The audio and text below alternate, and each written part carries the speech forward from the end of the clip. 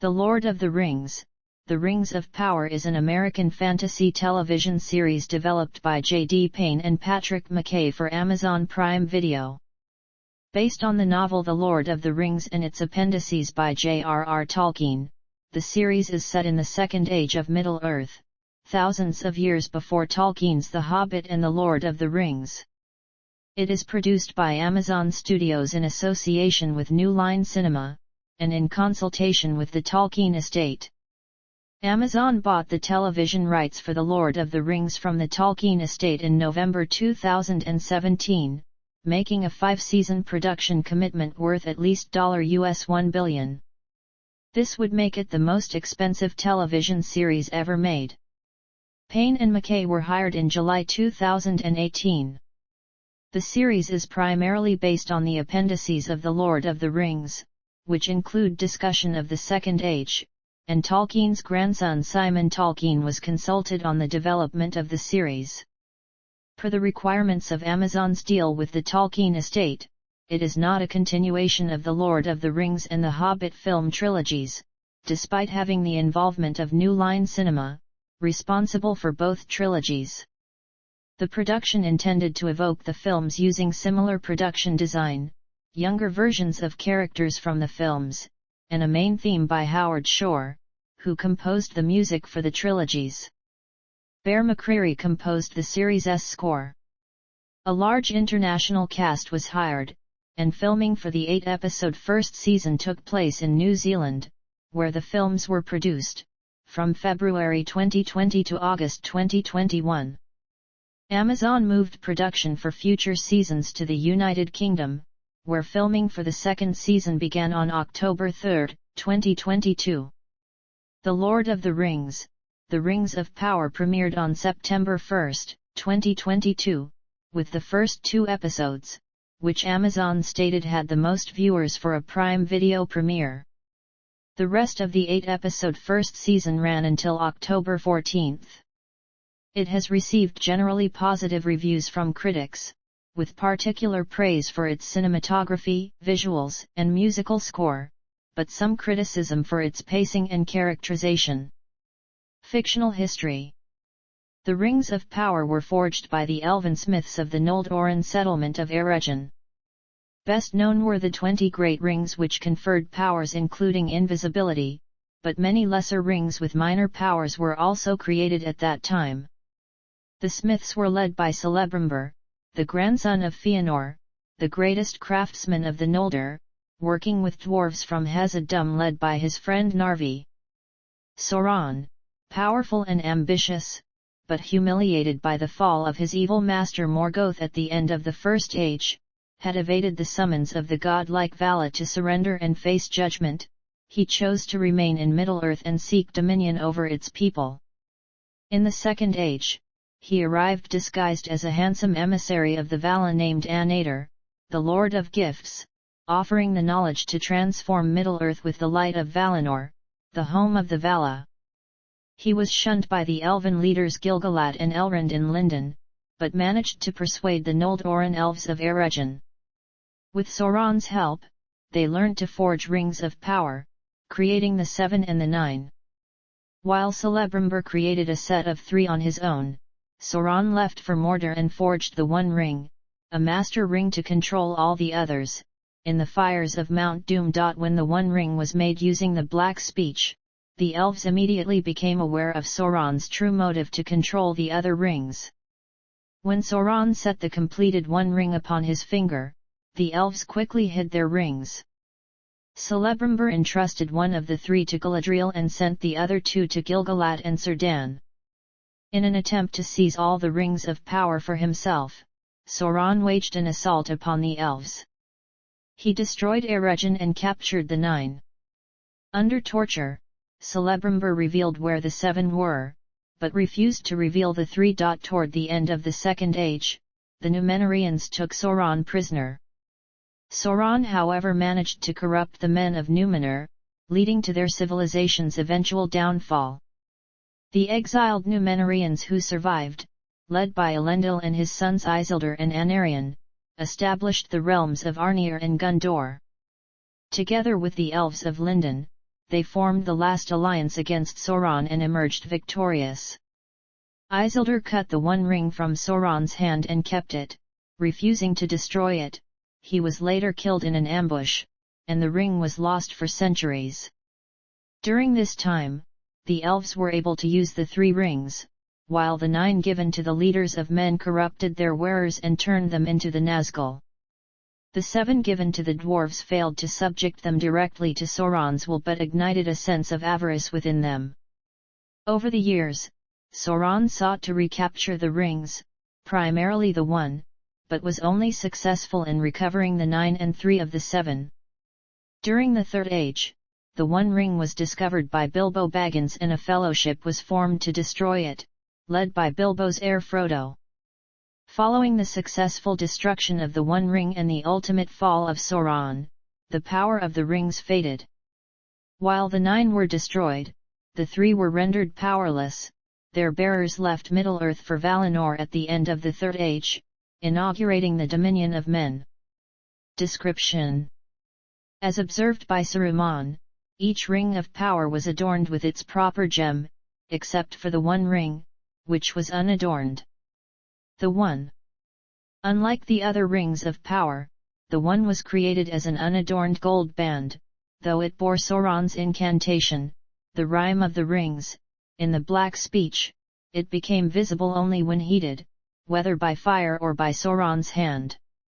As the other rings were made under the influence of Sauron, the power of all the rings depended on the One Ring's survival. To make the One Ring, Sauron had to put almost all his power into it. When worn, it enhanced his power; unworn, it remained aligned to him unless another seized it and took control of it. A prospective possessor could, if sufficiently strong, overthrow Sauron and usurp his place, but they would become as evil as him. As the One was made in the fires of Mount Doom, it could only be unmade there. Sauron, being evil, never imagined that anyone might try to destroy the One Ring, as he imagined that anyone bearing it would be corrupted by it. The 3. Named for the 3 elements of fire, water, and air, the 3 were the last to be made before Sauron's solo creation of the One. While Celebrimbor forged the 3 rings alone in Eregion, they were molded by Sauron's craft and were bound to the One.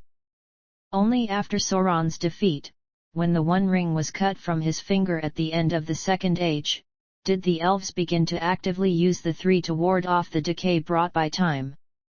They are: Narya was set with a ruby. Its final bearer was the wizard Gandalf, who received it from Círdan at the Grey Havens during the Third Age. Nina was made of mithril and set with a shimmering white stone. Galadriel used it to protect and preserve the realm of Lothlorien. Vilya was the mightiest of the 3. It was made of gold and set with a sapphire. Elrond inherited Vilya from Gil-galad and used it to safeguard Rivendell. The 7. Sauron recovered the 7 rings from information provided by Celebrimbor, and gave them to the leaders of the 7 kindreds of the dwarves: Durin's folk, Firebeards, Broadbeams, Iron Fists, Stiffbeards, Blacklocks, and Stonefoots, though a tradition of Durin's folk claimed that Durin received his ring from the elven smiths. Over the years, Sauron was able to recover only 3 of the 7 rings from the dwarves. The last of the 3 was seized from Thrain II during his captivity in Dol Guldur. Gandalf recounts to Frodo that the remaining 4 were consumed by dragons. Before the outbreak of the War of the Ring, an envoy from Sauron attempted to bribe Dain II Ironfoot of the Lonely Mountain with the 3 surviving rings and the lost realm of Moria in exchange for information leading to the recovery of the One Ring, but Dain refused. The 9. Sauron gave 9 of the rings of power to leaders of men, who became mighty in their day: kings, sorcerers, and warriors of old. They gained unending lifespans, and the ability to see things in worlds invisible to mortal men. One by one, the men fell to the power of the One Ring. By the end of the Second Age, all 9 had become invisible ring wraiths, the Nazgul, Sauron's most terrible servants. In particular, they helped him search for the One Ring, to which they were powerfully attracted. Powers. The rings of power were made using the craft taught by Sauron to give their wearers wealth and dominion over others. Each ring enhances the natural power of its possessor, thus approaching its magical aspect, which can be easily corruptible to evil and lust of domination. Gandalf explains that a ring of power is selfing and can look after itself. The One Ring, in particular, can slip off treacherously to return to its master Sauron, betraying its bearer when an opportunity arrives. As the ruling ring, the One enables a sufficiently powerful bearer to perceive what is done using the lesser rings and to govern the thoughts of their bearers. To use the One Ring to its full extent, the bearer needs to be strong and train their will to the domination of others. A mortal man or hobbit who takes possession of a ring of power can manifest its power, becoming invisible and able to see things that are normally invisible, as the bearer is partly transported into the spirit world. However, they also fade. The rings unnaturally extend their lifespans, but gradually transform them into permanently invisible wraiths. The rings affect other beings differently. The seven are used by their dwarven bearers to increase their treasure hoards, but they do not gain invisibility, and Sauron was unable to bend the dwarves to his will, instead only amplifying their greed and anger. Tom Bombadil, the only person unaffected by the power of the One Ring, could both see its wearer and remained visible when he wore it. Unlike the other rings, the main purpose of the three was to heal and preserve, as when Galadriel used Nina to preserve her realm of Lothlorien over long periods. The three do not make their wearers invisible as they were made without Sauron's direct involvement, but can render themselves invisible to all but another ring bearer. The three had other powers. Narya could rekindle hearts with its fire and inspire others to resist tyranny, domination, and despair. Nina had a secret power in its water that protected from evil, while Vilya healed and preserved wisdom in its element of air. Analysis. Plot device to core element. The One Ring first appeared in Tolkien's children's fantasy The Hobbit in 1937 as a plot device, a mysterious magic ring which the titular character had stumbled upon, but its origin was left unexplained. Following the novel's success, Tolkien was persuaded by his publishers Allen and Unwin to write a sequel. Intending to give Bilbo another adventure, he instead devised a background story around the ring with its power of invisibility, forming a framework for the new work. He tied the ring to mythical elements from the unfinished manuscripts for the Silmarillion to create an impression of depth in The Lord of the Rings. Gollum's characterization in The Hobbit was revised for the second edition to bring it into line with his portrayal in The Lord of the Rings as a being addicted to the One Ring. Tolkien's conception of ring lore was closely linked to his development of the One Ring. He initially made Sauron instrumental in forging the rings.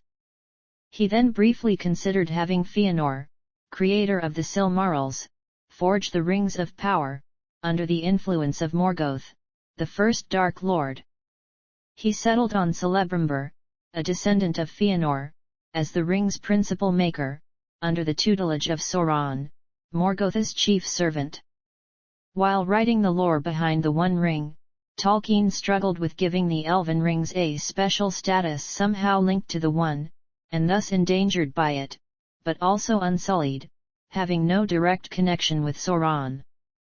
By the time he was writing the chapter The Mirror of Galadriel, Tolkien had decided that the 7 and the 9 were made by the elven smiths of Eregion under Sauron's guidance and that the 3 were made by Celebrimbor alone. He considered setting the 3 free from the One when it was destroyed but dropped the idea. Tolkien's posthumous works, including the Silmarillion, Unfinished Tales, and the History of Middle-earth offer further glimpses of the creation of the rings. Inspiration. The Tolkien scholar Tom Shippey thought that Tolkien's work on a Latin inscription at a Roman temple at Lydney Park a pivotal influence, combining as it did a god hero, a ring, dwarves, and a silver hand. The god hero was Nodens, whom Tolkien traced to the Irish hero Nuada Ergitlam, Nuada of the Silver Hand, and the inscription carried a curse on a stolen ring. Silverhand is the English translation of Celebrimbor, the elven smith who made the Rings of Power, in association with the dwarven smith Narvi. The temple was at a place called Dwarf's Hill. Magical rings occur in classical legend, in the form of Plato's Ring of Gyges, which grants the power of invisibility to its wearer, though there is no suggestion that this influenced Tolkien. He was certainly influenced, however, by the Germanic legend, and Veranot is a magical ring that can give its wielder wealth, while Draupnir is a self-multiplying ring that holds dominion over all the rings it creates. Richard Wagner's opera series De Ring des Nibelungen adapted Norse mythology to provide a magical but cursed golden ring. Tolkien denied any connection, but scholars agreed that Wagner's ring powerfully influenced Tolkien. The scholar of religion Stefan Arvidsson writes that Tolkien's ring differs from Wagner's in being concerned with power for its own sake, and that he turned one ring into many, an echo of the self-multiplying ring. Magic rings are a frequent motif in fairy tales. They confer powers such as invisibility or flight. They can summon wish-granting djinns and dwarves, writes the Tolkien and feminist scholar Melanie Rawls. Identify the enchanted princess. Hold the tiny golden key to the secret room, give one the power to transform oneself into any form, animal, vegetable, or mineral, duck, lake, rock, or tree on a plain, and so escape the ogre. As Tolkien was well acquainted with fairy tales like the Brothers Grimm's Snow White and the Seven Dwarfs, which involves a magic ring, Jeanette White from Comic Book Resources suggested that his choice to gift 7 rings of power to the dwarf lords of the 7 kingdoms is probably no accident. Symbolism. According to the scholars of philosophy Gregory Bassam and Eric Bronson, the rings of power can be seen as a modern representation of the relationship between power and morality, remarking that it portrays an idea that absolute power is in conflict with behavior that respects the wishes and needs of others.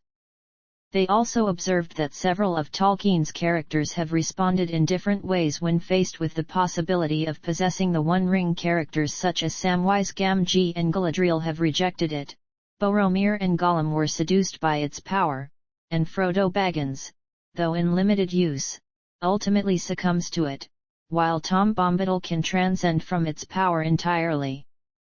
They also noted that for Tolkien, the crucial moment of each character in the story is the moment in which they are tempted to use a ring, a choice which will determine their fate.